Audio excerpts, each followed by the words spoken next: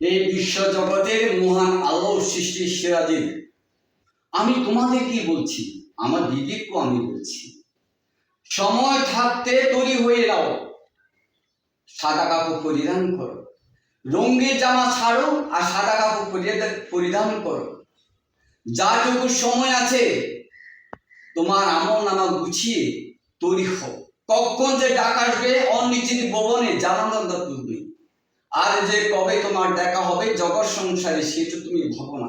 এখনো সময় আছে এই বিশ্ব জগতের মানুষ, তৈরি হও যার যার আমল নামা নিয়ে। কখন যে তোমাদের ডাক আসবে সেটা তুমিও তো জানো না, জানো শুধু মানে। আর কতদিন থাকবে তোমরা তৈরিহীন ভাবে, পাবে না তো সময় গুছিয়ে রাখা। যদি থাকে সুখবর্তী জীবন তাহলে ফেলে দাও এক্ষণে, আর হৃদয় মন্দিরে গুছিয়ে রাখো।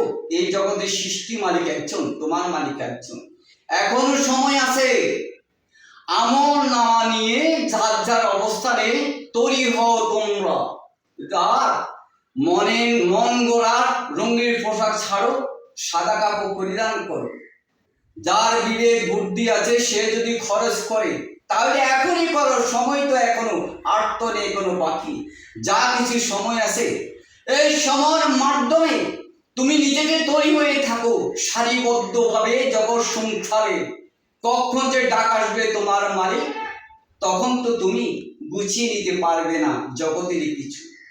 যাটুকু সময় পাও সময় থাকতে তৈরি হও, এটাই তো নিয়ম জগৎ সংসারে।